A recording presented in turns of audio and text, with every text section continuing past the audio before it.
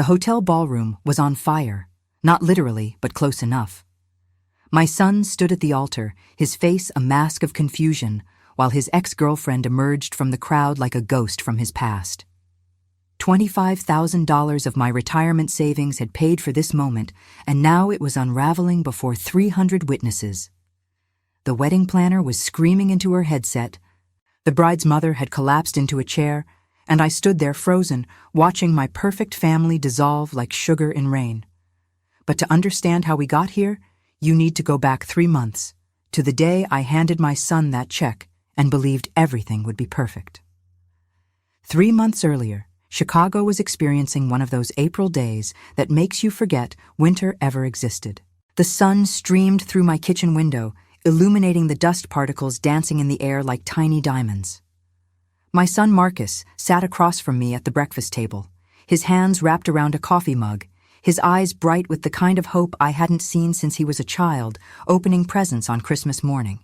He was 32, successful, handsome in that way that reminded me so much of his father before the divorce. And he was getting married to Chelsea, a woman I'd convinced myself was perfect for him. Chelsea came from money, the kind of money that builds wings on hospital buildings and gets your name on university libraries. Her family's wealth was generational, the kind that whispers rather than shouts.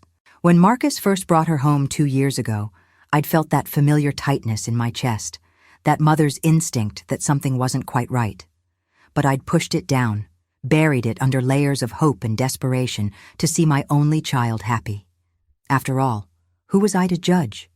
A divorced nurse living in a modest condo in Lincoln Park, my own love story had ended in flames. Maybe I was just being paranoid. The wedding was set for July 15th at the Drake Hotel, a venue so expensive that just saying the name made my bank account flinch.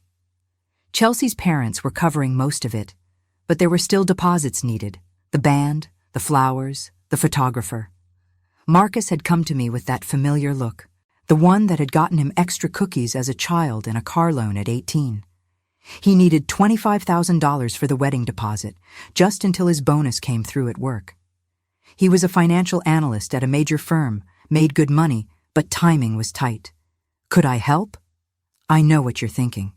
You're screaming at your screen right now, telling me not to do it, warning me about all the red flags. But love isn't blind. It's paralyzed. It freezes your common sense and whispers lies about trust and family bonds. So I said yes. I went to my bank that afternoon and withdrew $25,000 from my retirement account, money I'd saved over 20 years of double shifts and skipped vacations. Money that represented security, freedom, a safety net against the uncertainties of aging alone. The bank teller that day was a young woman named Jessica, probably in her mid-20s, with kind eyes and a professional smile. When I told her the amount I wanted to withdraw, her smile faltered. "That's a significant withdrawal, Mrs. Chen. May I ask what it's for?" I should have heard the concern in her voice. I should have recognized that she was trying to protect me, that she'd probably been trained to spot financial abuse. But instead, I felt defensive, almost embarrassed. "My son's wedding," I said, my voice tight. "It's for deposits." "I understand." She typed something into her computer, her fingers moving across the keyboard with practiced efficiency. "I just need to verify a few things. This is a retirement account, and early withdrawals can have significant penalties." "I know. It's fine. I'll pay the penalties." She looked at me then, really looked at me, and I saw something in her expression. Pity, maybe, or recognition. Like she'd seen this story before and knew how it ended. "Mrs. Chen, I'm required to ask, is anyone pressuring you to make this withdrawal?" The question caught me off guard. Pressuring? No, Marcus hadn't pressured me. He just asked. He just looked at me with those hopeful eyes and told me about the wedding and the timing and how he'd pay me back so quickly I wouldn't even miss it. "No," I said firmly. "This is my choice." She processed the withdrawal, but as she counted out the cashier's check, she slid a small pamphlet across the counter. "Elder Financial Abuse Resources," the cover read, with a hotline number printed in bold letters. "Just in case," she said quietly. "We give these to all customers making large withdrawals."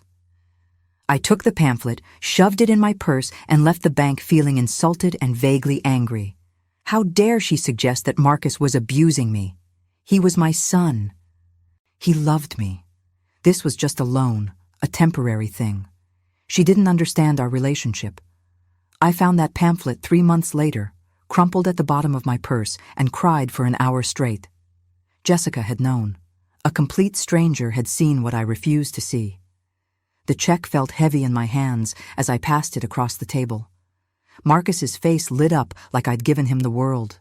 He hugged me tight, his cologne expensive and unfamiliar, and promised this was just a loan. 6 weeks, 2 months tops. I'd have it back with interest. I believed him because I needed to believe him, because the alternative was too terrible to consider. "You're the best, Mom," he said, tucking the check into his wallet like it was nothing more than a $20 bill. "Chelsea and I were really stressed about this. You just saved us." "It's what mothers do," I said, smiling despite the knot forming in my stomach. "I mean it. When I get my bonus, first thing I'm doing is paying you back. With interest. I'm thinking maybe 15%? That seems fair for a short-term loan." 15%. I did the math in my head. That would be an extra $3,750. Except I didn't want interest. I just wanted my security back, my safety net, the knowledge that I could survive if something went wrong. "You don't have to pay interest, Marcus. Just the principal is fine." "No way. You're doing me a huge favor. The least I can do is make it worth your while." He left an hour later, whistling as he walked to his car, the check in his pocket and my future in his hands. I stood at my window watching him drive away, that same view I'd watched from 1,000 times. Him leaving for college, for job interviews, for dates with girls whose names I'd forgotten. Always leaving, always moving forward, while I stood still and waved goodbye. That night, I couldn't sleep. I lay in bed staring at the ceiling, listening to the sounds of Chicago at night. Sirens in the distance, the rumble of the L train, voices from the street below. My hands felt empty, like I'd just released something precious into the wind and was waiting to see if it would come back or disappear forever. At 3 a.m, I got up and made tea, Earl Grey with honey, and sat by the window, watching the city lights blur through my tears. Something felt wrong, fundamentally wrong, but I couldn't name it yet. I called Rita around 4 a.m. She answered on the 6th ring, her voice thick with sleep. "Liz? What's wrong? Are you okay?" I gave him the money. A pause, then more alert. "The wedding money? All of it?" $25,000. I heard her moving around, probably sitting up in bed. Rita had been my friend for 15 years, had seen me through my divorce, through my mother's death, through every major crisis of my adult life. She knew me better than almost anyone. "And you're having second thoughts." "I don't know. Maybe. Probably. Yes." I laughed, but it came out broken. "I'm being ridiculous, aren't I?" "It's just a loan. He'll pay me back." "Will he?"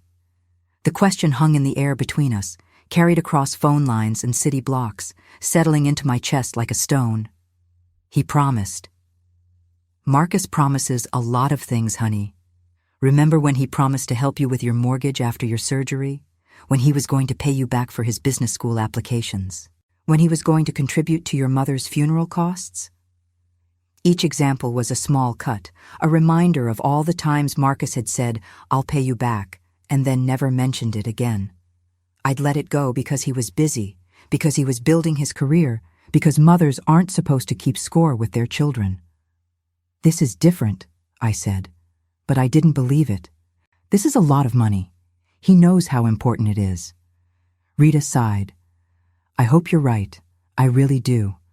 But Liz, you need to be prepared for the possibility that you might not see that money again, and you need to decide right now what that means for your relationship with him." After we hung up, I sat there as the sun began to rise, painting Chicago in shades of pink and gold. I thought about what Rita had said, about being prepared. But how do you prepare for your own child's betrayal? How do you brace yourself for the impact when you've spent 32 years building a foundation of trust? The next morning, Marcus called me at 6:30. My heart jumped. He never called that early unless something was wrong. His voice was strange, hollow, like he was speaking from the bottom of a well. "Mom, I need to talk to you." "What's wrong? Is Chelsea okay?" A long pause, too long, the kind of silence that precedes earthquakes. "I'm still in love with someone else." The words hit me like a physical blow. I sat down hard on my couch, the phone pressed so tight against my ear it hurt. My son, my beautiful, successful son, had just taken $25,000 from me to marry a woman he didn't love, while his heart belonged to someone else. "Who?" My voice came out as a whisper. "Sophia, my ex, from college." Sophia. I remembered her vaguely. A quiet girl with dark curly hair who'd broken Marcus's heart when they were 23.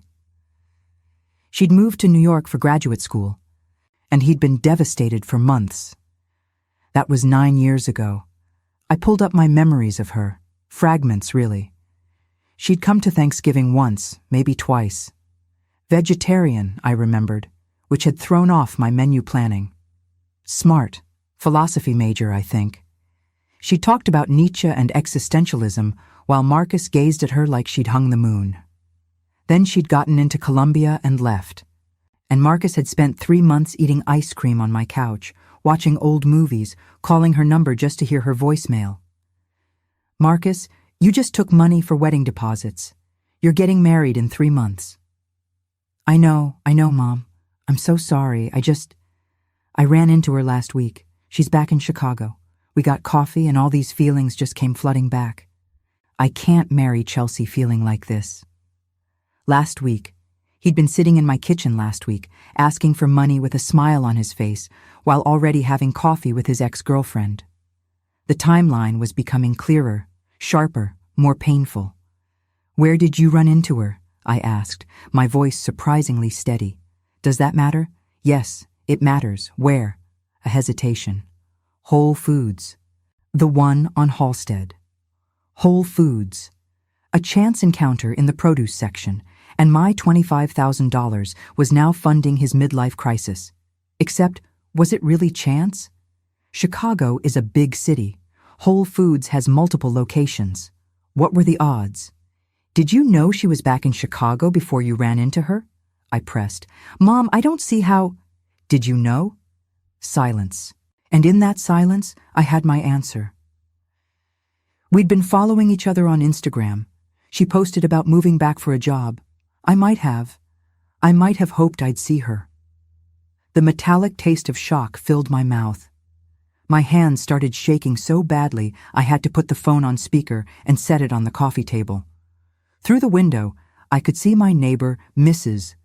Rodriguez, watering her plants on her balcony, living her normal Tuesday morning while my world collapsed. "So you sought her out. While engaged to Chelsea, while asking me for money for a wedding you already knew you didn't want." "It wasn't like that. I didn't plan—" "What are you going to do?" I asked, though I already knew the answer would destroy me. "I don't know. I need time to think. I need to figure out what I'm feeling." "And my money?" "Marcus, that's my retirement. That's everything I have saved." Another pause, shorter this time, but somehow worse. "The deposits are non-refundable, Mom. The contracts are signed. I'm so sorry." The contracts, plural. Multiple contracts signed with my money while he was already emotionally cheating on his fiancée with an ex-girlfriend he deliberately sought out. The layers of deception were staggering. "Marcus, I need you to understand something. That money wasn't disposable income for me. It wasn't extra cash sitting around. That was 2 decades of working double shifts on holidays. That was skipping vacations and driving old cars and saying no to things I wanted so I could save for my future. And you just threw it away on a wedding you never intended to have." "I intended to have it when I asked." Things changed. In a week? Things changed that drastically in 1 week? Feelings don't follow timelines, Mom. that phrase, that perfect, rehearsed phrase that absolved him of all responsibility. Feelings don't follow timelines, as if emotions were natural disasters, unavoidable and blameless, rather than choices he'd actively made. He hung up after that, probably couldn't bear to hear my response. I sat there for hours, watching the sun climb higher in the sky, listening to the city wake up around me. My retirement account was gone. My son was in love with someone else. And somewhere in her family's estate, Chelsea was probably planning centerpieces, completely unaware that her fiancé's heart was in another woman's hands. That was the first crack in my perfect family mask. But I had no idea how deep the fracture really went. Over the next week, I called Marcus 17 times. I know because I counted, each unanswered call a tiny rejection that built into a mountain of hurt. He finally texted me on day 8. Need space to think. Please understand. 4 words. $25,000 reduced to 4 words. I started having panic attacks for the first time in my life. They hit at random moments. In the grocery store reaching for milk, at work during a patient's vitals check, at night when silence pressed too heavy against my chest. My heart would race, my vision would tunnel, and I'd feel like I was drowning in air. Have you ever doubted your own sanity? Have you ever felt so betrayed that you started questioning whether reality was real, whether your memories could be trusted? That's where I lived for those weeks, suspended between rage and disbelief. The first panic attack happened at work, in front of a patient. Mr. Kowalski, a sweet, elderly man recovering from hip surgery, was telling me about his grandson's baseball game when suddenly the room started spinning. My chest tightened like someone was wrapping steel bands around my ribs, tighter and tighter until I couldn't breathe. The fluorescent lights became too bright, the beeping of monitors too loud, Mr. Kowalski's concerned face too close. "Nurse Chen, are you all right?" I wasn't all right. I was drowning on dry land, dying in a hospital where I'd spent 3 decades saving other people's lives, but couldn't save my own sanity. Rita found me in the supply closet, sitting on the floor between boxes of gauze and sterile gloves, gasping for air that wouldn't come. "Breathe with me, Liz. In for 4, hold for 4, out for 4. Come on, you know this. You've talked patients through this 1,000 times. But knowing the technique and executing it are different things when your own son has just stolen your future and disappeared into silence." My best friend Rita, a fellow nurse who'd seen me through my divorce, finally staged an intervention. She showed up at my door on a Friday night with wine and Thai food, refusing to leave until I talked. We sat on my couch, the city lights twinkling through the window like distant, indifferent stars. "He's gaslighting you," Rita said, pouring us both generous glasses of Malbec, "making you feel crazy for being upset that he stole your retirement money." "He didn't steal it. I gave it to him. Under false pretenses. Liz, he took money for a wedding to a woman he doesn't love while being in love with someone else. That's fraud. That's theft. That's your son treating you like an ATM instead of his mother." The wine tasted bitter. Everything tasted bitter those days. I'd lost 12 pounds without trying, my scrubs hanging loose on my frame. My supervisor had pulled me aside twice, concerned about my performance. I was falling apart, and the person who'd caused it was radio silent. Then came the Instagram post that changed everything. I was scrolling mindlessly, the way you do when sleep won't come and the darkness feels too heavy. Marcus had posted a photo, him and Sophia at Navy Pier, her head on his shoulder, the Chicago skyline glowing behind them. The caption read, "Sometimes the universe brings you back to where you belong." The universe. As if cosmic forces had orchestrated this reunion, rather than Marcus deliberately shopping at a specific Whole Foods, knowing she'd be back in Chicago, knowing he had a fiancé and a mother who'd just emptied her retirement account for his wedding. My hands clenched around my phone so hard I thought it might shatter. 2 weeks. It had been 2 weeks since he'd taken my money, told me he loved someone else, and now he was posting couple photos like some lovesick teenager. Not a word about Chelsea, not a word about the wedding, not a word about the woman whose parents had probably already paid for the venue, the food, the flowers. I screenshot the photo and sent it to him. No caption, no question. Just the image. For once, he responded immediately. Mom, it's complicated. Is my $25,000 complicated too? I'll pay you back. I just need time. How much time? How much time does it take to destroy someone's life? He didn't answer. I thought that was the lie, but the receipt in his pocket would prove it was only the tip of the iceberg. The call came from Chelsea 3 days later. I was at work, checking vitals on Mr. Patterson in room 412, when my phone buzzed. Her name flashed on the screen, and my stomach dropped. We'd only spoken a handful of times, brief conversations at family dinners where she'd been polite but distant, treating me like furniture that came with Marcus, necessary but not particularly valued. Elizabeth? Her voice was hoarse, like she'd been crying for hours. Can we talk? I stepped into the hallway, my heart hammering. Of course. Did you know about Sophia? The question felt like an accusation. Not before he took the money. He told me the day after. A sharp intake of breath. The day after? He's been seeing her for 3 weeks, Elizabeth. 3 weeks before he asked you for money. My mother found texts on his laptop when she was helping with the wedding registry. He's been planning this for a while. The hospital corridor seemed to tilt. Fluorescent lights buzzed overhead, too bright, too harsh.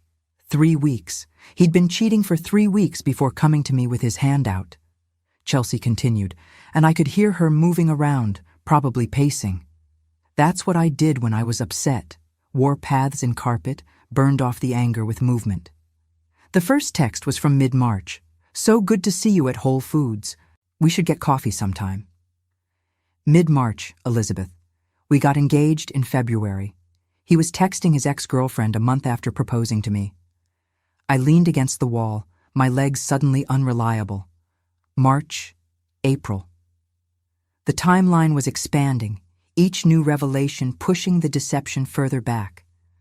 This wasn't a chance encounter that sparked old feelings. This was premeditated, calculated, a slow-building betrayal that Marcus had hidden behind smiles and wedding planning and requests for money. I'm so sorry, Chelsea. I had no idea. My parents paid $40,000 for the venue deposit. We've spent another $60,000 on vendors, and your son is posting Instagram photos with his college girlfriend like he's living in a romance novel. $60,000, $40,000, my $25,000. Over $100,000 gone, vaporized by my son's indecision and cowardice. What are you going to do? I asked. I'm calling off the wedding.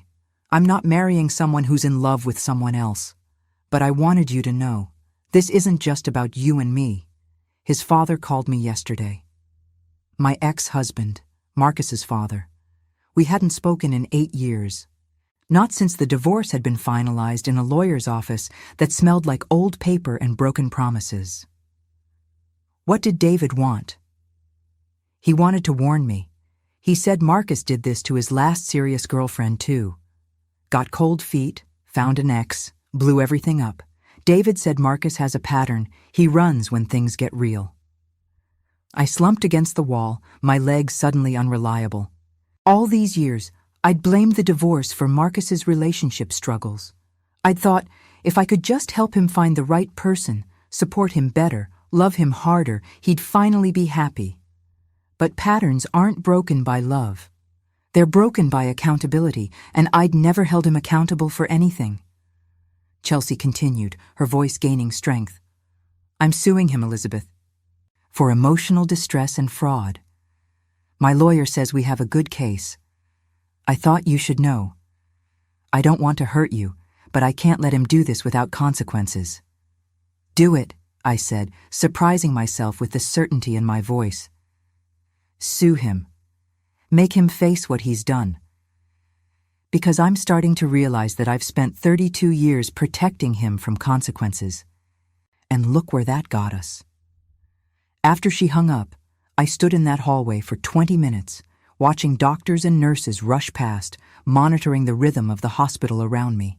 The beeps of machines, the squeaky wheels of medication carts, the soft crying from room 415. This was my world, had been my world for 30 years, saving lives, fixing problems, making things better. But I couldn't save my son from himself, and I definitely couldn't fix the crater he'd left in my financial future. That night, I stopped crying and started hunting. I'd never been a detective, never been the type to snoop or spy. But desperation makes you creative. I started with what I knew. Marcus worked at Henderson Financial, made approximately $90,000 a year, lived in a nice apartment in River North. His bonus, the one he'd mentioned, should have come through by now. April bonuses were standard in financial firms. I called his office the next morning, pretending to be his aunt sending a gift. The receptionist, young and helpful, confirmed what I suspected. Bonuses had been distributed 3 weeks ago. The same week he'd started seeing Sophia. The week before he'd asked me for money. He'd lied. Not just about his feelings, but about needing the money. He had cash.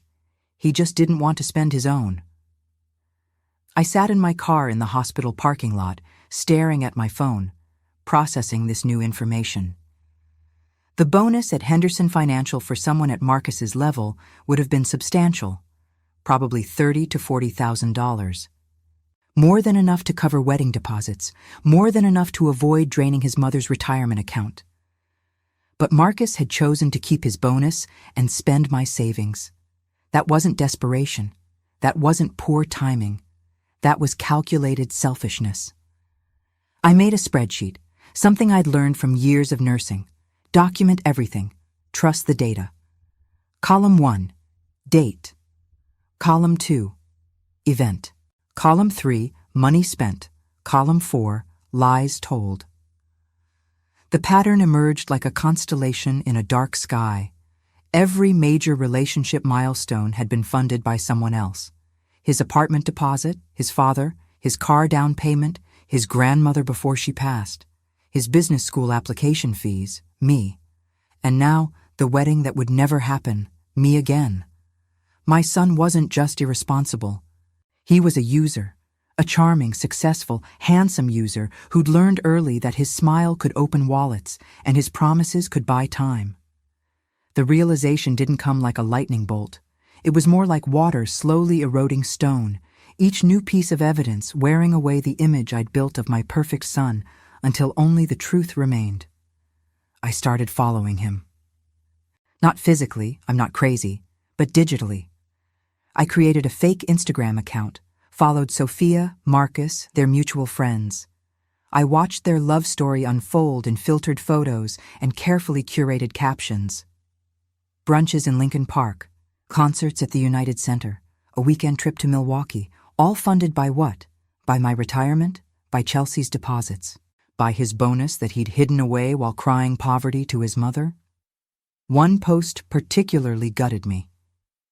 Sophia had shared a photo of flowers, 24 roses, the expensive kind from that boutique florist on Michigan Avenue.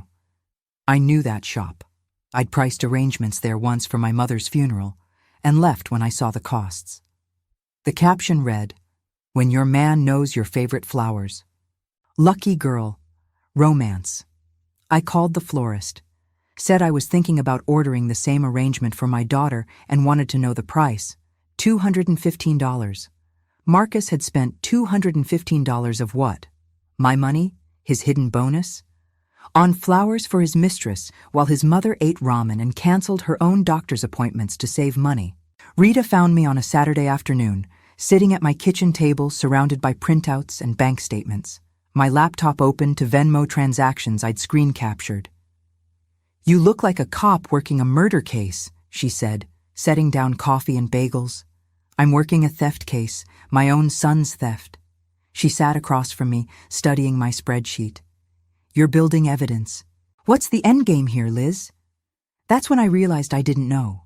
What was I planning to do with all this information? Confront Marcus again? He'd just deny it, minimize it, make me feel crazy for keeping track. Tell Chelsea's lawyer? They already had their own case. Report it to the police? He hadn't technically committed fraud. I'd given him the money voluntarily. I want him to understand what he did, I said finally. I want him to feel what I'm feeling. Rita reached across the table and squeezed my hand. Honey, people like Marcus don't feel what we feel. They don't have that chip installed. You could present him with 100 spreadsheets and he'd still find a way to make it your fault for not understanding his journey or whatever bullshit he's selling himself. Then what do? Just let him get away with it? Pretend it doesn't matter?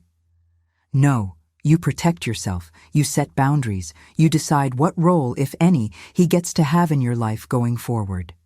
But you can't make him feel remorse he's not capable of feeling.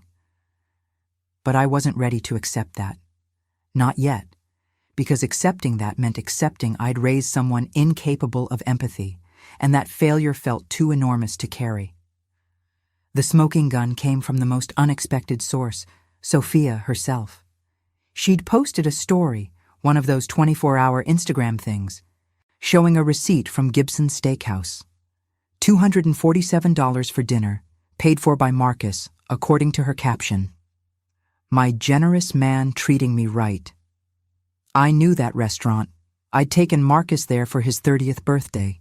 Spent $300 I didn't have because he'd mentioned wanting to try it. The same restaurant where he now spent my retirement money on the woman who'd broken his heart 9 years ago. I screenshot it before it disappeared, added it to my evidence file. Then I did something I'd never done before. I called David. My ex-husband answered on the third ring, his voice cautious. Liz, is everything okay? No, nothing's okay. Chelsea said you warned her about Marcus. Tell me everything. There was a long pause. In the background, I heard a woman's voice, his new wife probably. David had remarried 2 years after our divorce, moved to the suburbs, started over. Sometimes I envied him that clean slate. When Marcus was 26, he was engaged to a girl named Rebecca. Sweet kid, teacher, really loved him. He asked me for $15,000 for a down payment on a house. I gave it to him. 2 months later, he called off the engagement because he'd reconnected with a high school girlfriend. Rebecca was devastated. The house deposit was non-refundable. I never got my money back. My kitchen felt too small suddenly, the walls pressing in. He did this before. Before that, there was another girl, Sarah, senior year of college. He asked his grandmother for money to buy her a ring. $10,000. She gave it to him from her savings. He never bought the ring. Broke up with Sarah when an ex came back into the picture. Grandma never asked for the money back, said it was a gift, but I know it hurt her. Your mother, I thought. David's mother had died 3 years ago, had left Marcus $10,000 in her will. At the funeral, Marcus had cried and talked about how much he'd loved her, how she'd always believed in him. Now I wondered if she'd really believed in him, or if she'd just been another mark in his long con. I didn't know about Sarah and the ring, I said quietly. Your mother never told me. She was embarrassed. Thought it was her fault somehow for giving him the money. I tried to tell her it wasn't, that Marcus was, that he had issues. But she blamed herself. Another victim, another woman who'd given Marcus money and received nothing but broken promises in return. The pattern went back further than I'd realized, was more deeply ingrained than I'd feared. I was gripping the phone so hard my knuckles had gone white. Why didn't you tell me? When he asked for the wedding money, why didn't you warn me? Would you have listened? You've always seen him differently than I do. To you, he's your baby who just hasn't found himself yet. To me, he's a 32-year-old man with a pattern of using people and discarding them when something shinier comes along. The truth of that statement hit like a slap. David was right. If he'd called me 3 months ago, warning me not to give Marcus money, I would have defended our son, accused David of being bitter, and done it anyway. I'm sorry, David said quietly. I should have tried harder to warn you, but our son... Liz, our son is missing something. I don't know if it's empathy or accountability or just basic human decency, but he takes and never gives back. And the worst part is, he doesn't even see it. In his mind, he's always the victim. The universe kept bringing him back to these exes. True love required sacrifice. Everyone else just doesn't understand his journey. When did you figure it out? I asked. When did you realize what he was? A long pause. Remember when he was 16? He totaled your car and begged me not to tell you, said it would break your heart? I covered for him, paid for the repairs, told you it was just minor damage. He promised to pay me back with money from his summer job. Never did. Never even mentioned it again. That's when I knew. He was 16 years old and already a con artist. I just didn't want to believe it. After I hung up, I sat in the gathering darkness of my kitchen, watching the sunset paint Chicago in shades of orange and purple. My son was 32 years old, and I just learned I didn't know him at all. The Marcus I'd loved, the Marcus I'd sacrificed for, the Marcus I'd believed in. He was a fiction I'd written to avoid the truth standing in plain sight. That was the shift from sadness to cold rage.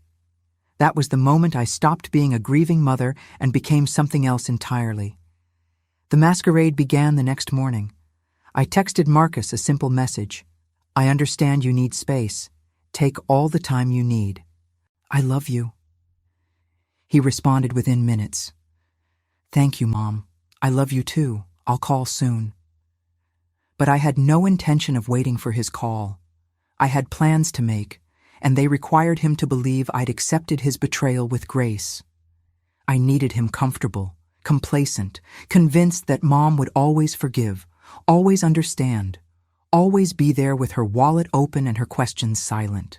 I went to work, smiled at patients, joked with Rita, performed my duties with the same competence I'd shown for 30 years. But inside, I was calculating, planning, building a trap so carefully constructed that Marcus wouldn't see it until it snapped shut around him. The first step was talking to Chelsea's lawyer. Her name was Patricia Montgomery, a woman in her 50s with steel gray hair and eyes that missed nothing.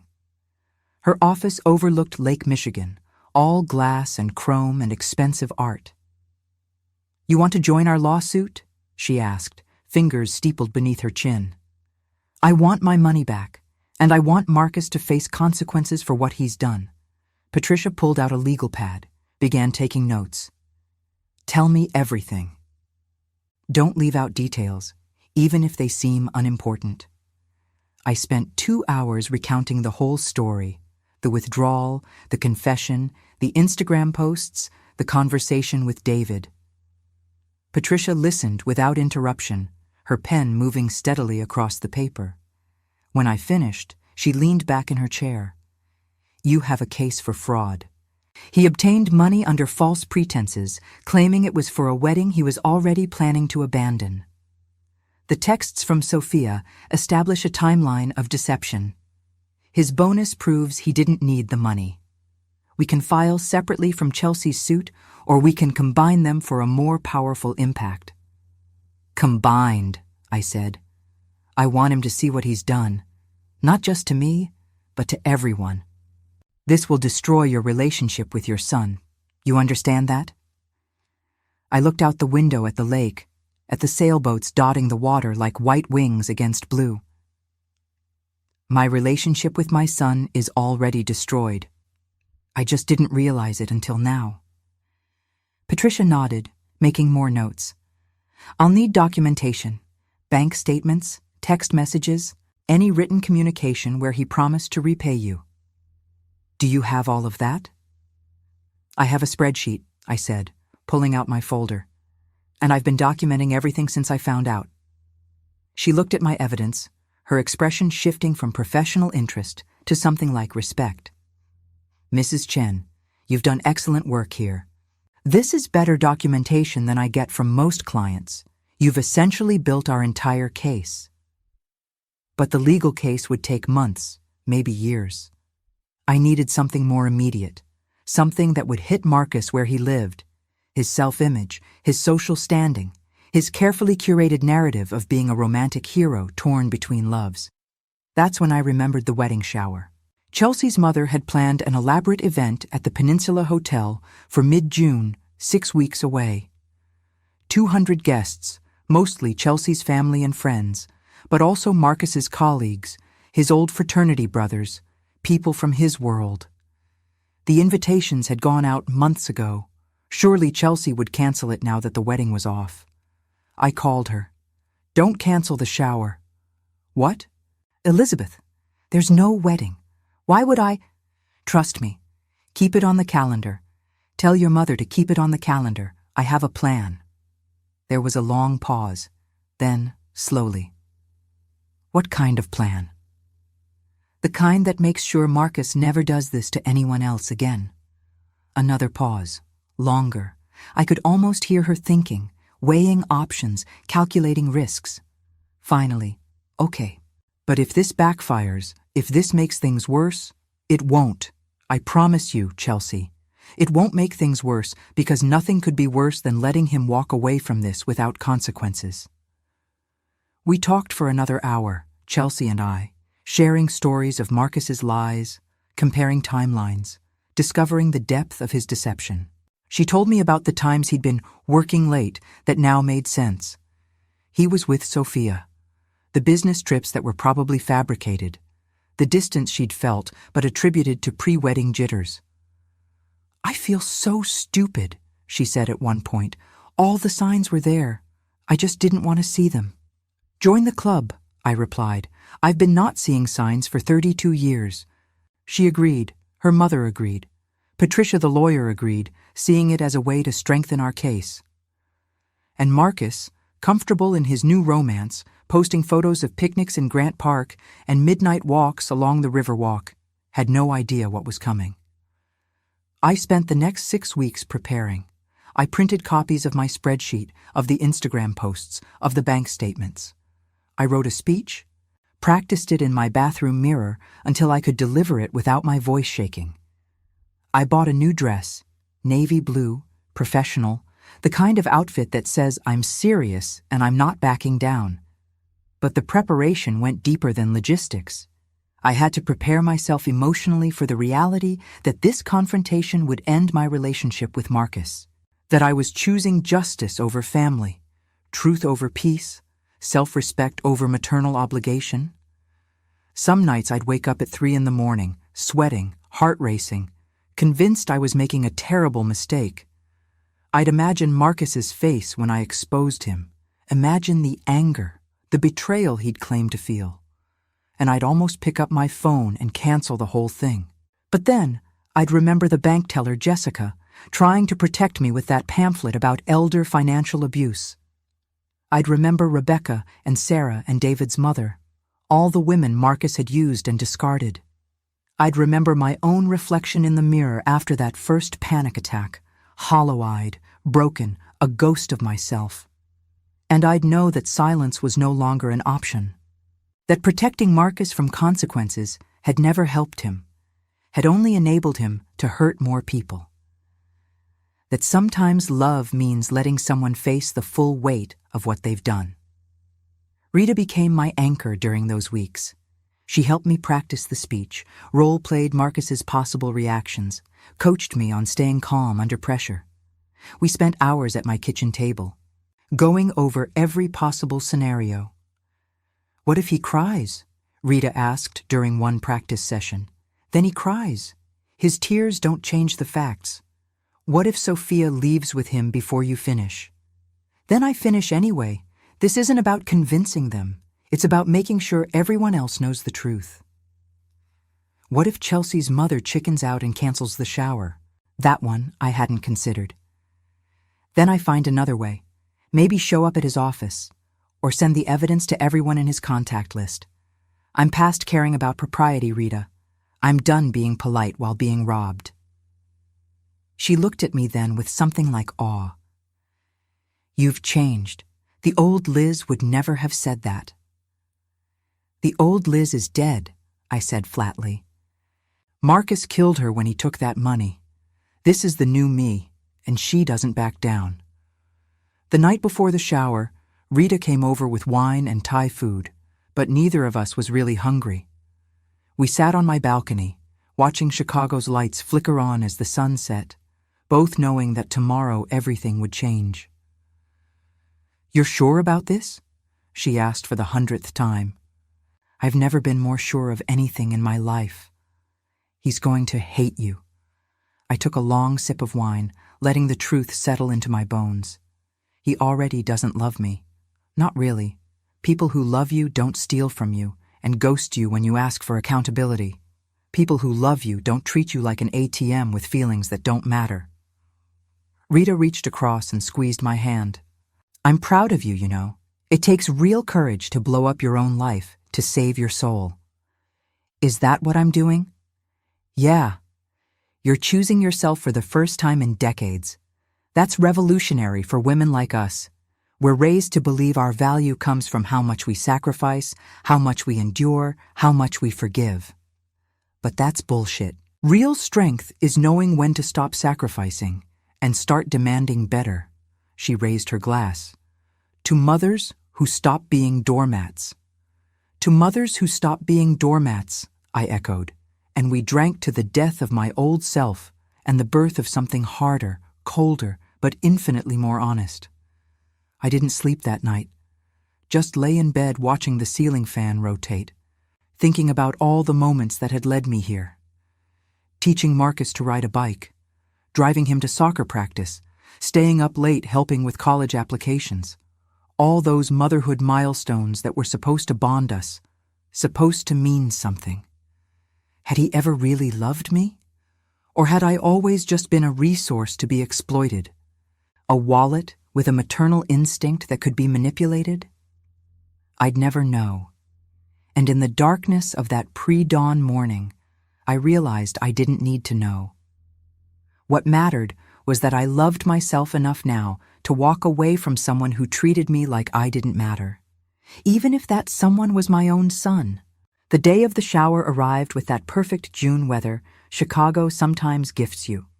Sunny, 75 degrees, a breeze off the lake that smells like possibility. The Peninsula Hotel ballroom was decorated in Chelsea's chosen colors, silver and blush pink, with centerpieces of peonies that probably cost more than my monthly rent. I arrived early before the other guests. Chelsea's mother, Patricia, the woman, not the lawyer, greeted me with a hug that felt like an alliance forming. "Are you ready?" she asked. "Are you?"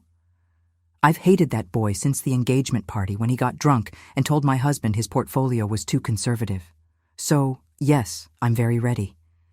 We had a final planning session in a side room, going over timing, coordination, backup plans. Chelsea was there too, looking nervous but determined. "What if he doesn't come?" she asked. "What if Sophia convinces him to skip it?" "He'll come," I said with certainty. Marcus never misses an opportunity to be the center of attention. And showing up with Sophia, introducing her to everyone as his old friend, that's exactly the kind of narcissistic move he'd make. I was right. The guests began arriving.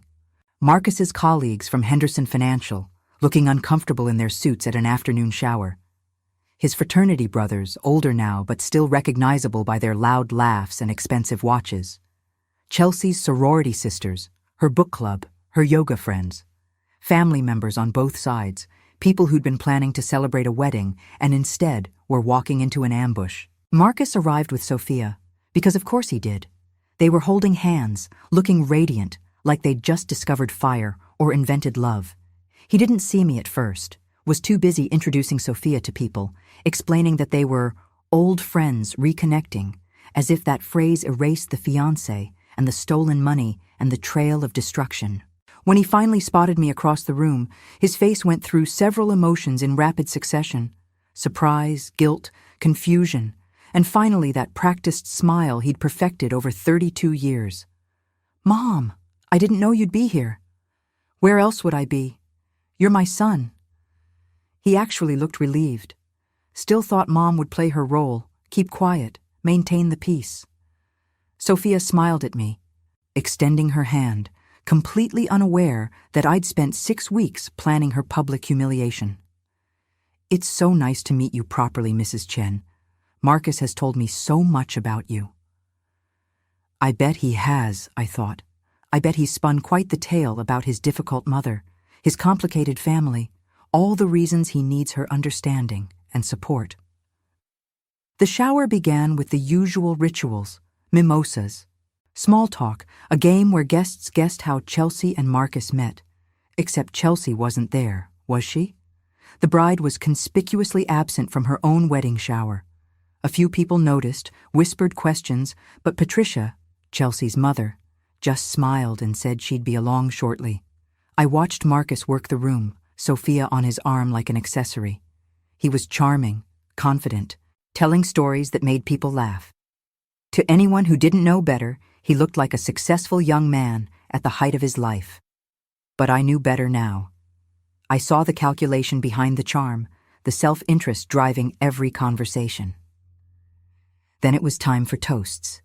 Patricia tapped her glass with a fork, the crystal chime cutting through conversation. Thank you all for coming today to celebrate. Well, to celebrate truth. My daughter won't be joining us because there isn't going to be a wedding. Marcus has decided to pursue a relationship with someone else. The room went silent. You could have heard a napkin drop. Marcus's face drained of color. Sophia looked like she wanted to disappear into the floor. And I stood up. I'd like to say something, I announced, my voice steady, my hands not shaking. 6 weeks of practice paying off. I walked to the front of the room, my evidence folder clutched in my hands like a weapon. My name is Elizabeth Chen. I'm Marcus's mother.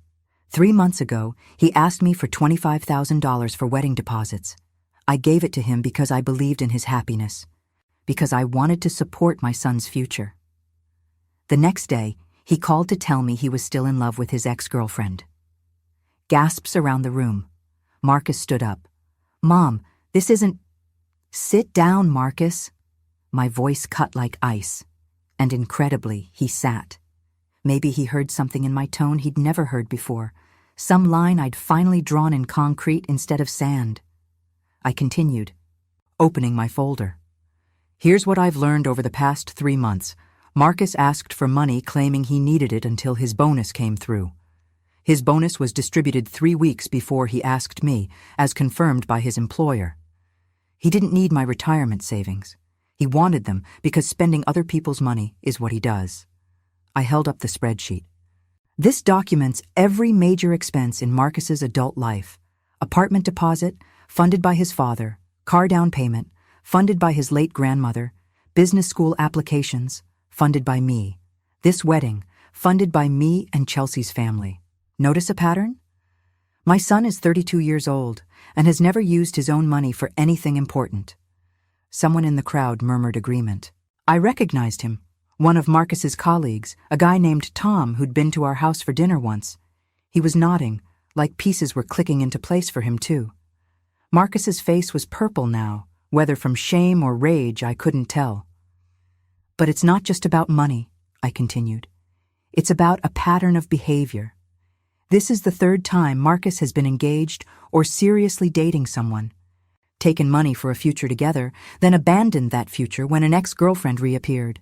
Rebecca 5 years ago, Sarah before that, now Chelsea. Each time, he frames himself as a victim of true love, a romantic torn between duty and passion. But here's what he really is, a coward who uses people and discards them when maintaining the relationship requires actual effort. I turned to Sophia, who looked like she might cry. You think you're special? You think you're the love of his life. But you're just the next chapter in a pattern. In 2 years, maybe 3, when things get real and require sacrifice, Marcus will run into another ex and start this whole cycle again. Because that's what he does. That's who he is. Sophia's hand dropped from Marcus's arm. She was looking at him now, really looking, maybe seeing him clearly for the first time. Finally, I looked at my son. Really looked at him. I raised you to be better than this. I sacrificed for you, believed in you, defended you when your father tried to warn me about who you really were. But David was right. You're missing something fundamental, the ability to consider anyone's needs but your own. And that's not something I can fix. That's something you have to choose to fix, and I don't think you ever will because you don't even see it as a problem. I set the folder down on the gift table, next to unwrapped blenders and wine glasses that would never be used. I'm suing you for fraud. Chelsea's family is suing you for emotional distress. And more importantly, I'm done. I'm done being your bank. I'm done being your excuse. I'm done being the mother who enables your worst behaviors because I'm afraid of losing you. I lost you a long time ago. I was just too blind to see it. The room was absolutely silent. Marcus stood slowly, Sophia clutching his arm. For a moment, I thought he might actually apologize, might actually show some remorse, but instead he said, "You're embarrassing yourself, Mom. This is inappropriate." And there it was. The final confirmation that I'd been right. No apology, no accountability, just concern for his own embarrassment. "No, Marcus, you embarrassed yourself. I'm just making sure everyone knows it." He left then, dragging Sophia with him, pushing through the crowd of his colleagues and friends who'd just learned who he really was. The ballroom door slammed behind them with a finality that felt like an ending. Patricia, Chelsea's mother, started clapping. Slowly at first, then faster. Others joined in. Soon the whole room was applauding, and I stood there crying, finally allowing myself to feel the grief I'd been holding back for 6 weeks. Rita appeared at my side, wrapping me in a hug. "You did it," she whispered. "You actually did it." "Yeah," I said. "I did." Several of Marcus's colleagues approached me afterward, sharing their own stories. Tom, the one who'd nodded during my speech, told me about a business deal where Marcus had taken credit for his work. A woman named Jennifer described how Marcus had borrowed $500 for emergency car repairs and never mentioned it again. Another fraternity brother remembered a spring break trip where Marcus had forgotten his wallet and never paid back his share. The pattern wasn't just romantic relationships and family. It was everyone, everywhere, his entire life. The aftermath was both worse and better than I expected. Marcus called that night, left a voicemail I didn't listen to until the next morning. His voice was cold, controlled, the tone he used in business meetings. "What you did was unforgivable. You humiliated me in front of my colleagues, my friends, people I have to see every day. I don't know what you were trying to accomplish, but congratulations. You've destroyed our relationship. Don't contact me again. I'll have my lawyer handle the lawsuit." I saved the voicemail, added it to my evidence folder. Because even in his anger, even in his rejection, Marcus couldn't take responsibility. I had destroyed our relationship, not him. I had humiliated him, not his own actions. Always the victim, never the perpetrator. The lawsuit moved forward. Patricia Montgomery was brilliant, building a case that combined financial fraud with emotional damages. Chelsea's family sued separately, but shared evidence, creating a coordinated assault on Marcus's carefully constructed life. The legal process was grueling. Depositions where I had to recount every painful detail. Interrogatories demanding documentation of decades of financial transactions. Meetings where Patricia prepared me for cross-examination. Marcus's lawyer, a slick corporate attorney named Bradley something, tried to paint me as a vindictive mother weaponizing the courts against her son. "Isn't it true, Mrs. Chen, that you gave this money as a gift?" "I gave it as a loan for a specific purpose, wedding deposits for a marriage my son was already planning to abandon." "But you have no written contract specifying the terms of this alleged loan." "The contract was trust. The contract was 32 years of motherhood. The contract was my son looking me in the eyes and promising to pay me back." "So you admit there was no legal agreement?" Patricia objected, but the damage was done. The legal system doesn't recognize broken hearts and shattered trust. It needs paper trails and signed documents. Things I didn't have because I'd trusted my own child.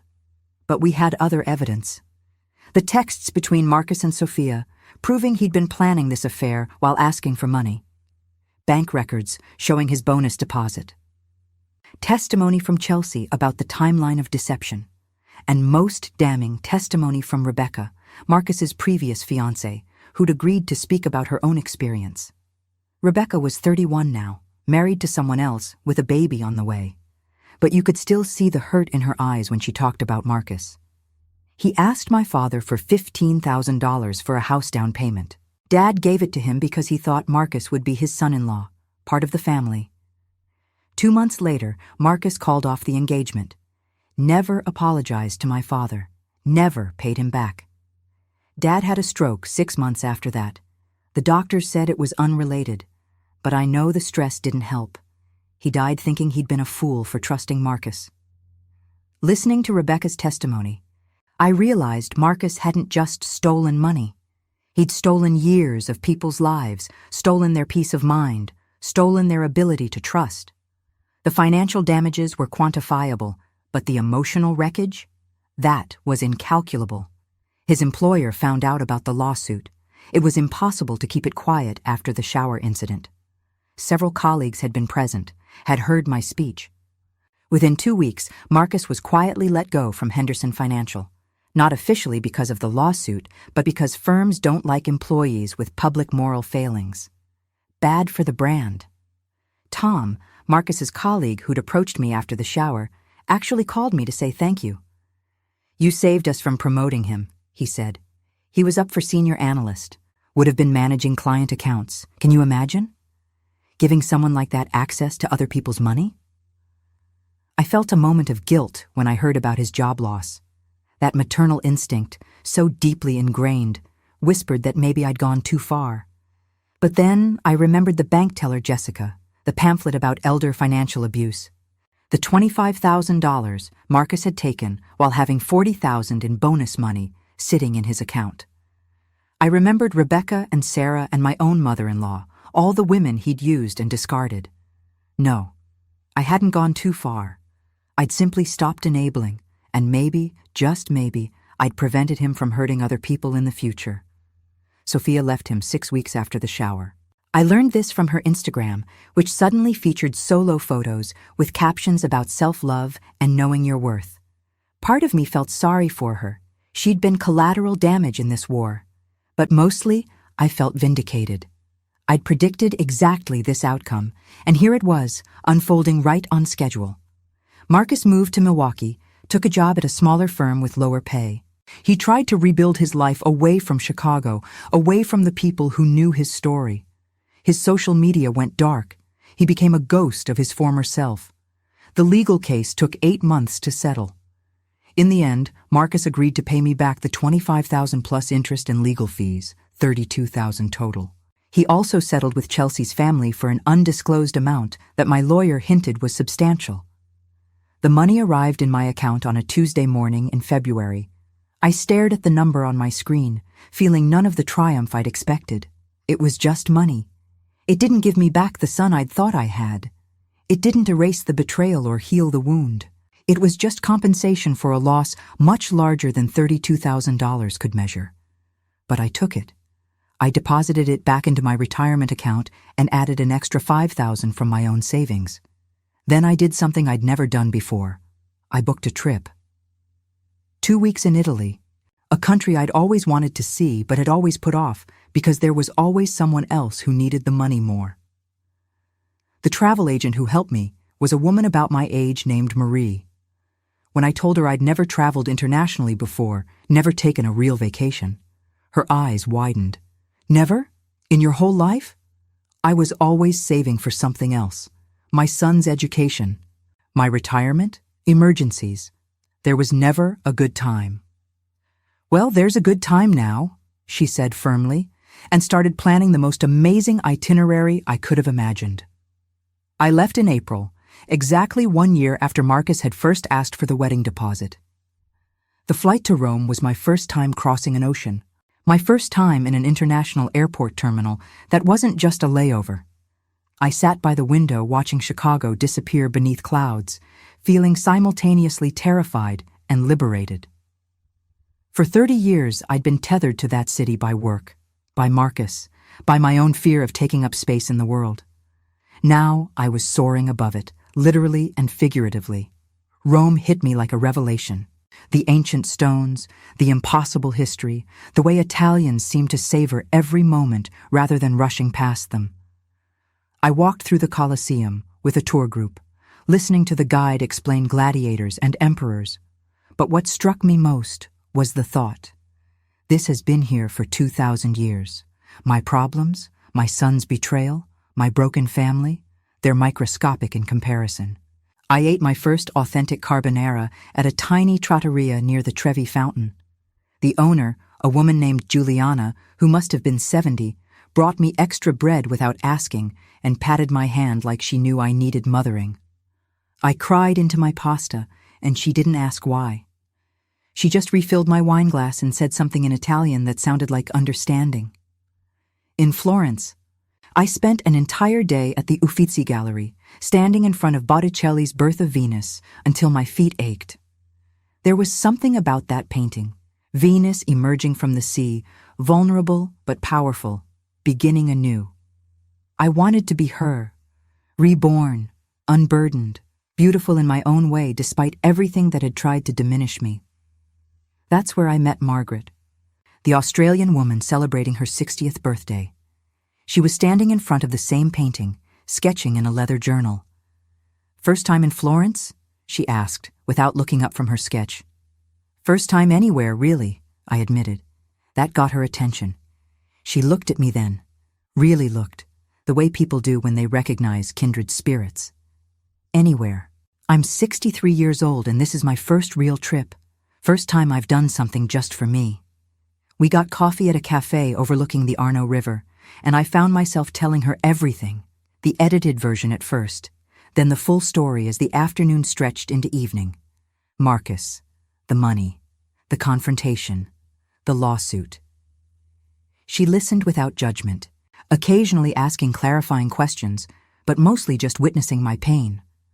When I finished, she was quiet for a long moment. Then, "The best thing about getting older is realizing that no is a complete sentence. You don't owe anyone an explanation for protecting yourself."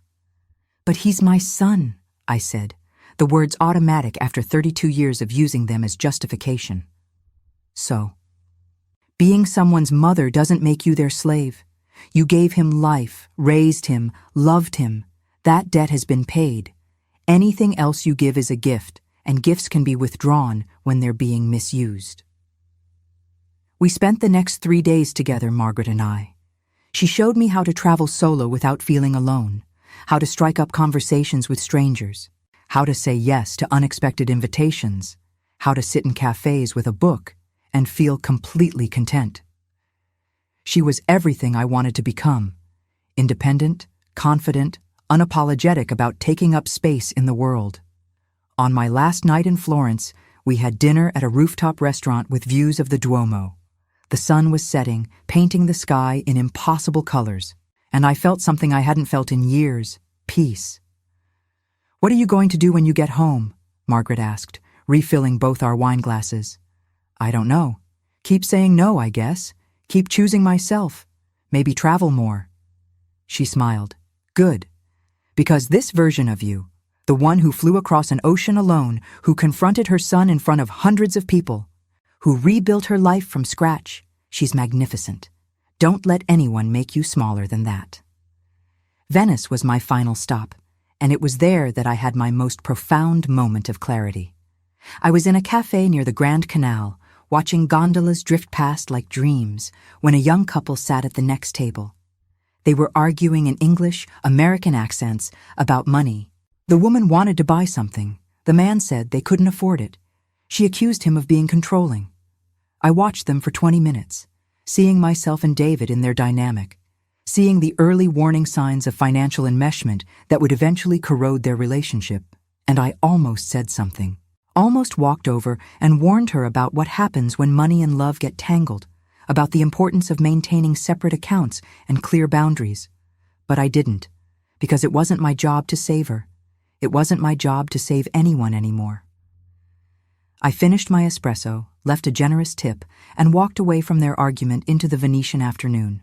That's when I realized I wasn't just healing from Marcus's betrayal. I was healing from a lifetime of believing my worth came from fixing other people's problems, from being needed rather than wanted, from sacrificing myself on the altar of motherhood and calling it love. I walked through Venice for hours that day, getting deliberately lost in the narrow streets, trusting that I'd eventually find my way back. And I did. I always did. Because I was 63 years old and finally learning that I was enough all by myself without needing to be anyone's savior or ATM or emotional support system. I came back to Chicago different, lighter somehow, like I'd left something heavy in Italy and hadn't bothered to bring it back. I returned to work, to my routine, but with boundaries now. Real ones. When people asked for money, I said no. When people asked for favors that overextended me, I said no. When my ex-husband called to see if I wanted to get coffee and talk about Marcus, I said no. The word felt powerful in my mouth. Such a small word, but one I'd never learned to use. 6 months after I returned from Italy, Marcus called. Not a voicemail this time, but an actual call that I actually answered. Mom? His voice sounded different, smaller, less certain. Hello, Marcus. I wanted to apologize for everything. I've been in therapy, working through some stuff, and I realize I treated you terribly. I took advantage of your love and your trust, and I'm sorry. I sat down on my couch, looking out at the Chicago skyline I'd watched from this same spot a year ago when my world was falling apart. Thank you for saying that, I said carefully. I appreciate it. I was wondering if maybe we could talk sometime. Get coffee. Start rebuilding. There was hope in his voice, the expectation that I'd say yes, that Mom would always forgive, always welcome him back. I don't think so. Marcus. Not yet. Maybe not ever. Silence on the other end, then. But I apologized. I'm in therapy. I'm trying to change. I know, and I'm glad you're working on yourself, but my life is better without you in it right now. I spent 32 years putting your needs before mine, and I'm not doing that anymore. You hurt me badly, and I'm still healing. Maybe someday I'll be ready to have a relationship with you again. But not now. That's not fair. I'm your son. And there it was, that familiar refrain, the card he'd played his whole life. I'm your son, so you owe me. I'm your son, so you have to forgive me. I'm your son, so my needs matter more than yours. You're right, I said. You are my son, and I will always love you in the complicated way mothers love their children. But love doesn't mean I have to let you hurt me again. Love doesn't mean I have to sacrifice my peace for your comfort. I'm choosing myself this time, Marcus. I'm sorry if that hurts you, but I'm choosing myself. I hung up before he could respond. My hands were shaking. But it was a different kind of shaking than before. Not fear or grief, but power. The power of finally putting myself first. That was 6 months ago. Marcus hasn't called again. I hear updates occasionally through David, who tells me our son is doing better, working steady, still in therapy. I'm happy for him in the abstract way you're happy for anyone trying to improve their life. But I don't need to be part of that journey. His healing is his responsibility, not mine. As for me, I'm planning another trip. Greece this time, maybe Croatia. The travel agent Marie and I have become friends, meeting for coffee to plan adventures I never dreamed I'd take. She told me about a women's hiking group in Crete, about island hopping in the Adriatic, about small towns in Portugal where you can rent a villa for a month and just exist, be, without performing for anyone or justifying your space in the world. I've started dating, nothing serious, just coffee with a fellow nurse named Michael, dinners with a man I met at a book club Rita dragged me to. His name is James. He's a retired high school teacher, and he makes me laugh. Actually laugh. Not that performative chuckle I used to do to make other people comfortable. On our third date, he asked if I wanted to split a dessert, and I said no. I wanted my own. And he smiled and said, "Good.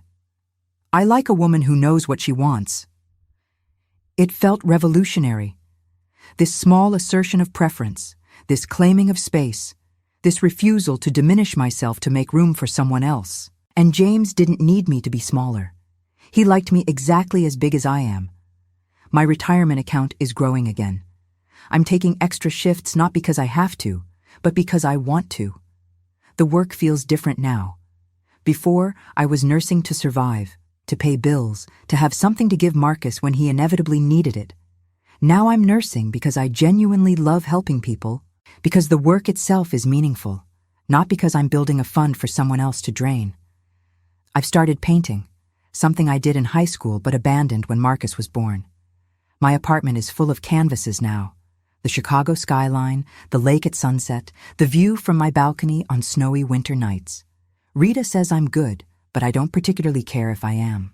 I paint because it makes me happy, because I can afford art supplies now that I'm not funding someone else's lifestyle, because I deserve to create beauty for myself.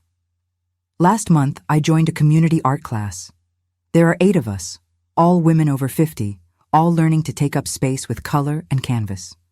One woman, Susan, is painting through her divorce. Another, Lisa, is commemorating her recovery from breast cancer. We share stories while we paint, creating a tapestry of female resilience that reminds me I'm not alone in this journey of reclamation. I'm 63 years old, and I'm finally learning who I am when I'm not defined by what I can give to other people. Some days I still feel guilty about Marcus, still wonder if there was something I could have done differently, some way I could have raised him better. But those thoughts come less frequently now, and when they do, I have tools to combat them. Rita gave me a mantra.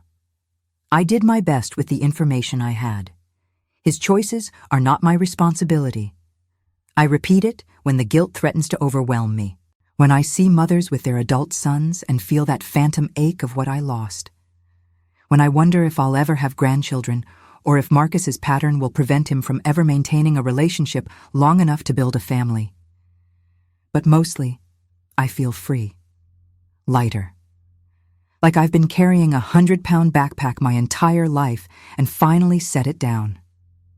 The absence of Marcus's drama, his requests, his emergencies that were never really emergencies, it's given me space to breathe, to think, to discover who Elizabeth Chen actually is when she's not performing motherhood for an audience that never appreciated the show.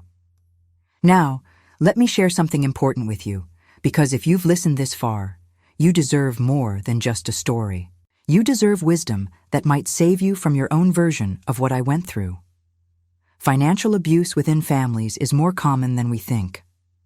According to research, roughly 1 in 5 elderly adults experiences some form of financial exploitation. And often it comes from the people we trust most, our own children. The signs aren't always obvious. It starts small. Borrowing money that's never repaid, asking for help with bills while making luxury purchases, using emotional manipulation to access your savings. Here's what I learned. Love and money should have boundaries. Real love respects your right to say no. Real love doesn't gaslight you when you ask for accountability. Real love doesn't take advantage of your generosity and call it family obligation.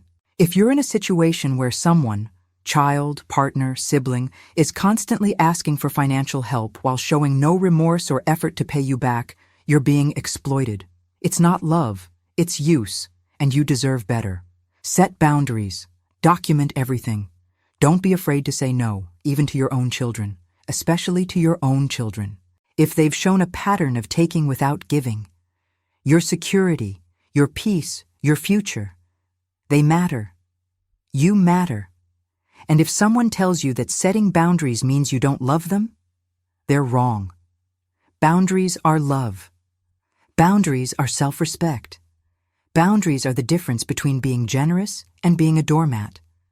So here's my question for you, wherever you're listening from. What city are you in right now? What time is it where you are? Drop it in the comments below. I love knowing where these stories travel, how they reach people in Chicago and Seattle and New York and small towns I've never heard of. We're all connected by these experiences, by the universal pain of betrayal and the universal hope of healing. And if this story resonated with you, If you've been through something similar or you're going through it right now, hit that like button. Let me know I'm not alone in this. Let other listeners know they're not alone either. Tell me in the comments, what would you have done in my situation? Would you have confronted him publicly? Would you have sued? Would you have forgiven him when he called? I genuinely want to know. Your perspectives matter, your stories matter, and I read every single comment. Before you go, I want to point you toward 2 other videos. On your screen right now, you should see I caught my husband stealing from my mother, and my daughter used me as a bank and called me selfish. Both stories, both journeys, both women who learn to choose themselves. I think you'll find pieces of your own story in theirs. And please, if you haven't already, subscribe to this channel. Every week, we share stories of betrayal and redemption, of people who found the courage to stand up for themselves. Your subscription helps these stories reach more people who need to hear them. Until the next story, remember, you are not obligated to set yourself on fire to keep someone else warm, even if that someone is your own child. Your peace matters. Your security matters. You matter. Take care of your heart.